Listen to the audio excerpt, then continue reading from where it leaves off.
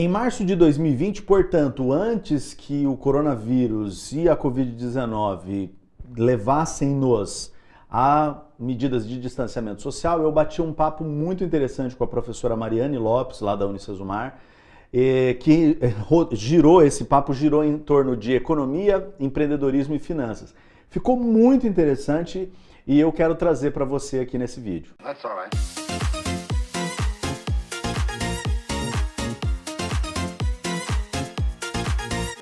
Olá, tudo bem? Eu me chamo Rodrigo Bastos Monteiro, sou um professor de administração e de economia que nesse canal sempre traz vídeos relacionados ao mercado financeiro, empresas e gestão. Eu estou trazendo no vídeo de hoje uma entrevista que eu fiz, um bate-papo que eu fiz com a professora Mariane Lopes na Unicesumar. Eu tenho certeza que você vai gostar. Eu já vou te pedir para se inscrever aqui no canal, deixar um like aqui nesse vídeo, comentar o vídeo com suas dúvidas, enfim, suas colocações. Você é sempre super bem-vindo. Sem mais enrolação, vamos pro vídeo. Como convidado, então, eu tenho aqui o professor Rodrigo Monteiro. Obrigado, professor, por ter aceito, apesar das nossas agendas conflitantes, mas deu certo? Deu certo. Obrigado, Mariana. É um prazer estar aqui com você. Professor, eu queria que a gente conversasse um pouco sobre finanças, Certo. né? Que é um assunto, assim, que por mais que passe os anos, nunca sai de moda, digamos assim. É verdade. As finanças, elas são um assunto social, portanto, são um assunto inesgotável, porque elas também se adequam ao nosso tempo, né? Se adequam ao que está acontecendo num certo momento.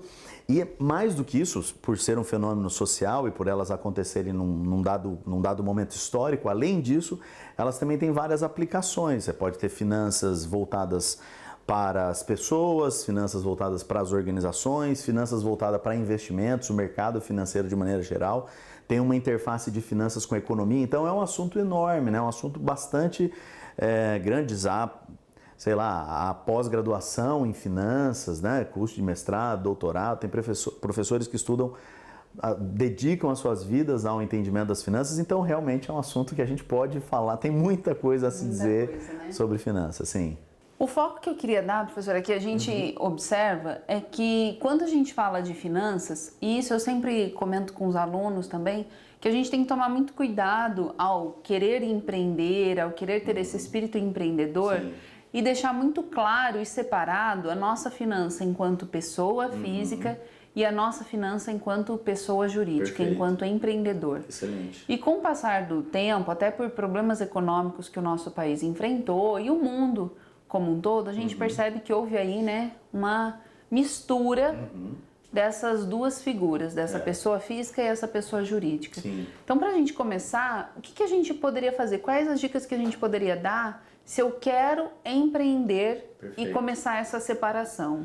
Isso é muito bom, assim, o caminho da conversa, porque empreender é uma atividade de explorar uma certa oportunidade. Há uma discussão entre os especialistas do setor se você identifica oportunidade ou se você cria oportunidade, vamos deixar isso de lado, mas dada uma certa oportunidade, aproveitar aquela oportunidade, explorá-la, montando um negócio, atendendo uma satisfação dos clientes, de algum tipo de cliente, com algum serviço ou resultado, e obtendo ganho, né? Porque no final da história você tem que ter algum ganho. Esse ganho pode ser social e tal, mas na maioria das vezes é econômico e vamos pensar assim. Então você precisa, para empreender, investir, colocar dinheiro, você precisa ter capital. Primeira coisa, investimento. Você precisa ter investimentos para empreender. Dependendo do que você for fazer, se for uma indústria, você vai precisar investir em equipamentos, em instalações, eventualmente, que a gente chama de mobilizado, né? Você vai colocar um dinheiro lá e esse dinheiro vai ser colocado em coisas produtivas. Depois, você vai ter que ter mais dinheiro para comprar matérias-primas, para o que a gente chama de custos, né? Você vai ter que ter mais dinheiro para fazer aqueles custos se transformarem em produtos, vender aqueles produtos e aí, depois que receber dos clientes, começar a receber a margem, né? Começar a receber o retorno. Então, olha o tanto de tempo que você tem que ter dinheiro para as coisas começarem a acontecer. Então, o empreendedorismo é uma coisa que demanda dinheiro. É claro que em momentos como o que a gente está vivendo atualmente, assim, né, desde pelo menos 2013, 2014, no caso brasileiro, você tem um aumento do desemprego, né? O desemprego ele começou a ficar muito mais alto, você sai de 2014 com 6% mais ou menos, quando a gente está gravando isso em 2020, você tem um desemprego na ordem de 12%. Então, você dobrou o desemprego num país de 200 milhões de habitantes, é bastante gente desempregada.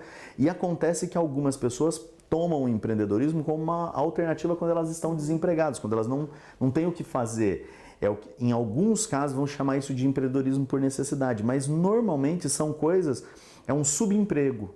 Em muitos casos é um subemprego, em muitos casos a pessoa começa a acreditar em coisas que não vão dar certo, como dando certo, e aí é um problemaço para as finanças. Porque, primeiro, empreender exige dinheiro, você tem que ter dinheiro para empreender. Se for do sócio, se for do banco, se for seu, é melhor que seja seu, mas você pode ter parceiros, mas você precisa de dinheiro. Você precisa ter dinheiro.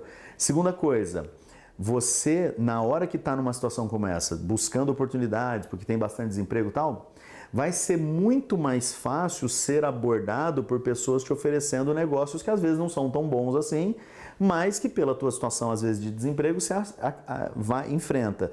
E aí pega lá as reservas, eventualmente o FGTS, dinheiro que já tinha guardado para outros fins e aplica. Então tem que tomar muito cuidado. Então por isso que a sua introdução é excelente, porque de fato uma pessoa hoje em dia precisa cuidar dessas coisas. Não pode pegar o dinheiro, digamos assim, da subsistência, o que a gente vai chamar em finanças de dinheiro do pulmão, né? Você tem um tempo para respirar.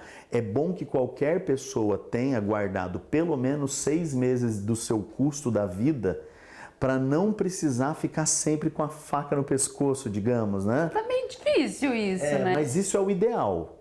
Esse é o ideal, qualquer pessoa. E até eu lembro que eu ouvi há um tempo atrás, muitas pessoas, logo que mudou o governo também, na época da Dilma com o Temer, quando houve essa mudança, e também depois, quando assumiu o então presidente Bolsonaro, veio todo aquele buchicho de que teríamos empréstimo compulsório, que quem tinha dinheiro no banco ia perder e tudo mais. Aí um monte de gente saiu tirando tudo, guardando embaixo do colchão, como se fazia antigamente. Por causa pessoas do Collor, até né? começaram a gastar.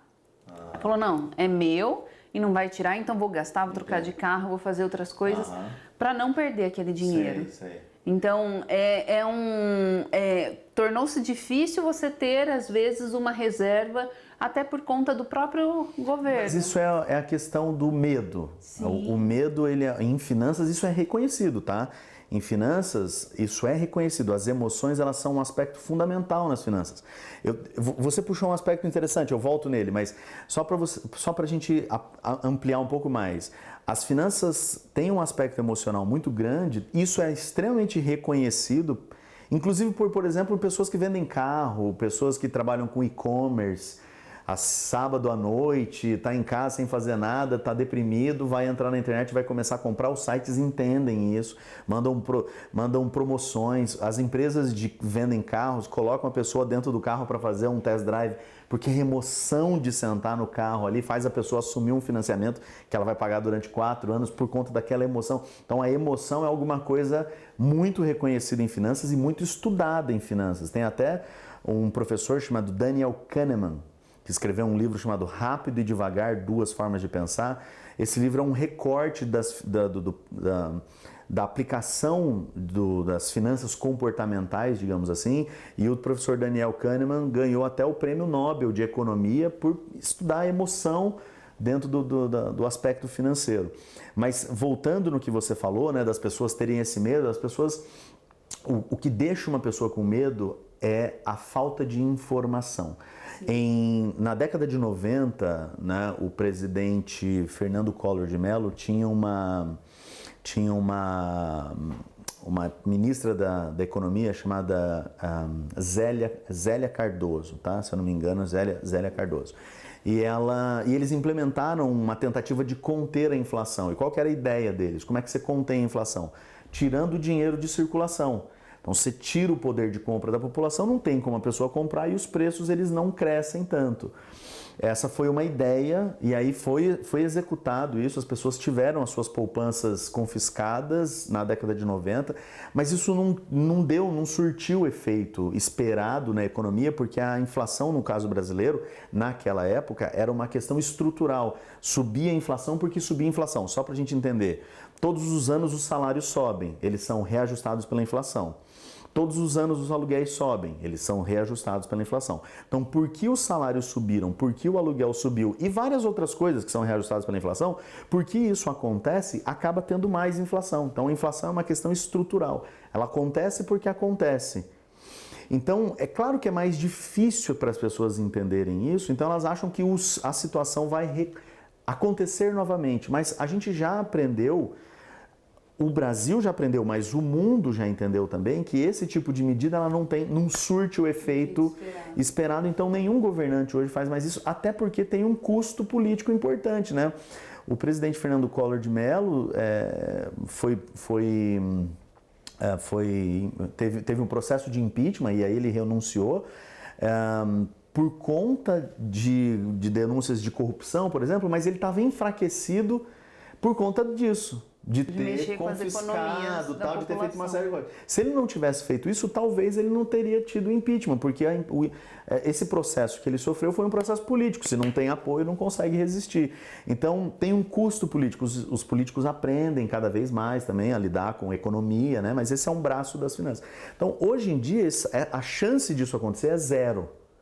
É zero porque os políticos perceberam que o custo para a carreira deles é muito caro fazer uma coisa como essa e o efeito prático é muito pequeno. Então, voltando, tem que ter um pulmão de 6 meses, qualquer família, para não ficar sempre naquele susto, perdi o emprego e agora? Perdi o emprego, vou empreender, aí não tem dinheiro. Então, entra num ciclo que a pessoa não consegue juntar dinheiro. Até porque hoje a gente não tem mais aquelas mesmas garantias de antes, né? Com relação a seguro-desemprego, que já também não é mais tão fácil receber, o FGTS, que também foi mexido com a reforma trabalhista. Então, tudo isso até para a população aprender a se organizar, digamos, economicamente. Há uma certa dificuldade, né, por parte da população em entender os novos desafios que estão apresentados a ela, né?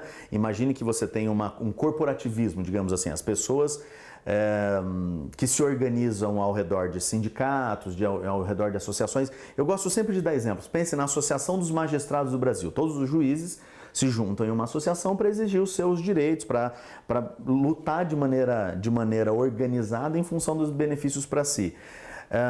O que acontece mais recentemente é que foi havendo uma desarticulação das maneiras dos funcionários, dos empregados, não quem é funcionário público. Estou falando de nós, assim, pessoas que têm carteira assinada. Foi havendo uma desarticulação para nós não termos mecanismos de onde manter os nossos direitos, digamos assim, ou exigir condições melhores, né? Atualmente, nesse momento que a gente está gravando aqui, tem uma crise de coronavírus, né, no mundo. Um dos países que tem mais medo dos efeitos do coronavírus se chama Estados Unidos. Não porque eles têm 400 milhões de pessoas, mas é porque eles não têm um SUS lá, não tem um sistema único de saúde como nós temos, então tudo é pago. E as pessoas não têm seguro de vida, não têm seguro de saúde, que a gente chama aqui no Brasil de plano de saúde, a maioria. Então, se acontecer um evento como esse lá, eles não têm nenhuma garantia, não têm nenhuma proteção, vai ser um custo enorme social e humano o acontecimento de uma epidemia de um vírus como esse lá. No caso brasileiro, a gente tudo bem, tem mais proteção do ponto de vista de saúde do que os norte-americanos, mas do ponto de vista de trabalho, a gente tem menos proteção. Então os nossos funcionários, digamos assim, eles têm mais dificuldade de recolocação, porque às vezes não tem formação, porque às vezes não tem o que oferecer. Eu dizendo assim de uma maneira bem simples, né? Eu não tenho o que oferecer. Eu tenho que ir lá e começar a perguntar para as empresas o que elas podem me contratar e podem me contratar para fazer o que elas quiserem, pagando o que elas quiserem, porque eu não tenho nada para oferecer. E aí a falta desse tipo de mecanismo, né, de classe, digamos assim, deixa os trabalhadores ainda mais despreparados, ainda menos qualificados, com menos noção do que é o mercado, com menos noção de aspectos financeiros como esse, né? Então, realmente é um problema estrutural. E aí, se a gente for analisar, vocês viram que a gente vai devagando na conversa, né? Porque ela pode ser muito ampla. Sim. Mas se a gente pegar, quando a gente fala do espírito empreendedor, quando vem o aumento do desemprego. Então, se eu acabo lá saindo, né, da empresa que eu trabalho, onde eu tive uma certa estabilidade, não tenho mais os mesmos direitos que eu tinha, tento montar um negócio, não tenho mais aquela mesma... Não tenho, às vezes, essa mesma reserva de de 6 meses. E aí o que a gente observa é que a pessoa vai lá, quer pôr em prática o seu espírito empreendedor, mas aí ela começa a bagunçar a sua vida financeira, da pessoa jurídica e a pessoa física. O que eu, que estou nessa situação, poderia fazer, ou o que eu, que quero começar um negócio, devo fazer para não entrar nessa cilada? Perfeito. Quando a gente fala do pulmão, aí, dos 6 meses do consumo da família, você ter de reserva isso, esse é um primeiro passo pessoal. Quando você fala de empresa, você tem que fazer um bom plano de negócio, né? E quando a gente fala plano de negócio, é uma coisa muito séria mesmo, porque é interessante, isso é assunto dos cursos de administração, por exemplo, economia e tal, só que na hora do vamos ver, tem dois tipos de pessoas que fazem plano de negócio.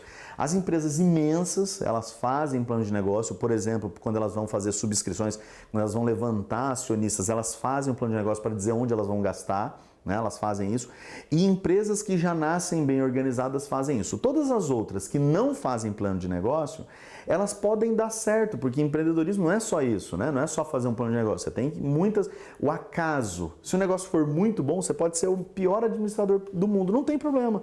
Você encontrou um negócio lá. Se adaptar à realidade, né? Você ter aquela ideia, colocar no papel e pôr em prática são 3 situações totalmente diferentes. Mas o fato né? de pôr no papel dá a noção do tamanho do desafio. E o que a gente fala de fazer o plano de negócio é para a pessoa ter noção do que ela está fazendo, saber qual é o tamanho do problema.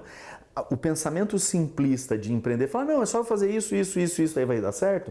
Só se a pessoa tiver um discurso simplista do ato de empreender, já é uma demonstração de fracasso.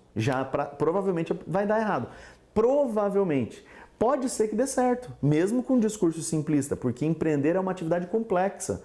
Mas se a pessoa fizer um plano de negócio, ela vai ter mais noção do tamanho do problema que ela tem à sua disposição, digamos assim, o que ela vai ter que administrar, a oportunidade, os clientes, a concorrência e tal. E ela vai conseguir ver, e aonde eu queria chegar, ela vai conseguir ver o tamanho da necessidade de dinheiro que ela vai ter que ter. Eu vou precisar ter X mil reais, tantos mil reais, porque não é só a questão de investir, mas é produzir, é vender, receber, e eu vou começar a receber de tal modo a se tornar interessante, a se tornar minimamente rentável, digamos assim, viável o meu negócio a partir, sei lá, do primeiro, do segundo, do terceiro ano. Então imagine, eu tenho que ter dinheiro durante todo esse tempo para dar um plantar, para começar a colher lá no segundo, terceiro ano. Então, quando eu falo 6 meses, eu falo da família, mas quando eu falo de negócios, eu estou falando de uma outra imagem, porque cada negócio vai ter a sua demanda. Essa história de investir, já querer pagar as contas da família com o investimento, só acontece, talvez, com sistemas de franquias. O empreendimento de maneira autônoma, totalmente autônoma, inovadora, eu vou fazer uma coisa que ninguém faz. Esse precisa de capital. Na hora que você tem dinheiro curto e você precisa começar a ter um ciclo rápido financeiro, aí vale mais, às vezes, a pena investir num sistema de franquias. Porque o franqueador, ele tem lá uma capacidade de dizer, você vai precisar de 200 mil reais durante 3 meses, você vai vender um produto assim, assim, assim, e vai ter uma margenzinha. Ele já te dá, ele faz o plano de negócio para você. Aí, beleza. Fora isso, muito cuidado, né? Se você está nessa situação de empreender por necessidade, empreender é um ato extremamente complexo. É muito rentável em algumas vezes, dá muito certo, né? A pessoa pode realmente ter bom resultado, tanto econômico quanto social, ser admirado pelas pessoas, porque é um empreendedor, porque tem empresa, porque tem funcionário. Pode acontecer, mas exige muito conhecimento, muito preparo, muita compreensão do que está fazendo, né? Não pode tentar não fazer essa mistura, né? Exatamente, perfeito. Tentar manter o que é seu pessoal Perfeito. e o que é seu pessoa jurídica separado e ir administrando suas contas separadamente. Exatamente. E entender que a empresa, ela tem, né? A gente está falando do pessoal da administração, então eu estou imaginando que a gente tem um conhecimento fundamental aí, né? Assim, o pessoal da administração não, mas as pessoas de gestão de maneira geral, não especificamente o curso de administração. Mas então eu estou supondo que as pessoas entendam basicamente o que é um balanço, né? Um balanço tem 2 lados. Lado direito você vai ter os ativos, lado esquerdo você vai ter o passivo. Os passivos e o patrimônio líquido. De onde sai dinheiro para a empresa operacionalizar? Então a empresa ela está sempre precisando de dinheiro. Ela pode precisar de dinheiro e pode ser colocado pelos sócios, ela pode precisar de dinheiro e pode ser colocado por terceiros. Quando ela gerar lucro, ela vai devolver o lucro para o sócio e vai pagar o juro para os terceiros. Então a pessoa precisa entender que quando ela coloca o dinheiro na empresa, em algum momento vai voltar, talvez. Talvez. Quando voltar, aquele dinheiro é dela. Aí sim, tive o lucro, é meu. Só que aí a empresa vai entrar num outro ciclo de precisar de mais dinheiro, porque isso é a característica básica de uma empresa. Eu estou falando do exemplo do balanço, porque o balanço é sempre isso. As empresas, todos os ciclos de negócio, elas sempre estão precisando de dinheiro. Elas sempre precisam de financiamento. Ou é dinheiro do sócio ou é dinheiro de terceiros. E aí quando tem o lucro é do sócio. E quando ele vai colocar dinheiro na empresa é porque ele está imaginando que ela vai dar algum retorno. Ele nunca pode perder essa noção. Quando eu coloquei o dinheiro na empresa, ela tem que trabalhar até ela gerar o dividendo para mim. Quando a empresa precisa de dinheiro de novo, eu tenho que ver se vale a pena continuar colocando dinheiro lá. Será que vale a pena ou não? Deu certo durante 2, 3, 4, 5, 10 anos, mas agora chegou uma hora que não vale mais a pena. Não vale, esse negócio não é mais rentável. Preciso fechar. Funcionou durante 8, 10 anos, sei lá, mas agora se encerrou. Aquela oportunidade que começou esse negócio não existe mais. Então fecha a empresa, porque eu vou continuar com meus dividendos que eu ganhei ao longo da vida. Eu cresci como pessoa física, vamos dizer assim, do ponto de vista financeiro, e a empresa infelizmente faliu. Né? Infelizmente faliu. Agora, a empresa pode estar crescendo e o empreendedor, sei lá, pega o dinheiro e gasta, vai viajar, tem problemas, empresta para outras pessoas, vai para a Disney, empresta para outras pessoas e perde o seu dinheiro. Então, ele não pode ir lá na empresa que está saudável e durante a operação pegar do caixa da empresa, porque ele vai interromper, acontece, né? Ele vai interromper esse ciclo que eu estou te dizendo, sai do passivo, do patrimônio líquido, vira ativo, vira resultado. Isso acontece muitas vezes, né? Infelizmente acontece. Disse, vou pegar um dinheiro aqui para pagar uma conta que agora eu não tenho, depois eu reponho. O filho pediu dinheiro para ir ali comprar um lanche, vai lá, tira do caixa, às vezes é um mercado, uma loja, vai lá, tira, depois eu reponho. Acontece, as empresas podem fazer a análise de resultado mensalmente, se elas quiserem, vai depender da contabilidade, do tamanho da empresa e tal. Elas podem fazer análise de resultado mensal, elas podem fazer análise de resultado trimestral, anual. Então, de acordo com a análise do resultado que ela fizer, o empreendedor, o empresário, nesse caso, pode ter o pagamento de dividendos. É verdade, né? Pode receber dividendos a cada 3 meses. E com esses dividendos, que seria, digamos, o retorno dele na empresa, pagar suas próprias contas. Beleza.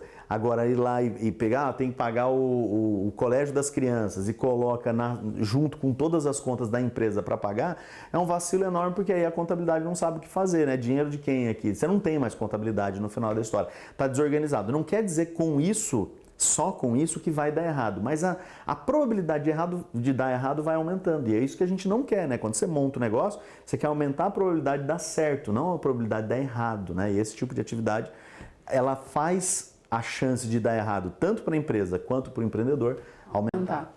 Vocês viram aí que a gente poderia ainda conversar sobre outras questões aqui da parte financeira. Eu podia até mesmo pegar dicas, né, de como fazer aplicações, porque está muito na moda se fazer aplicação, todo mundo quer entender um pouco dessa parte. Mas quem sabe já fica aí uma dica para a gente conversar.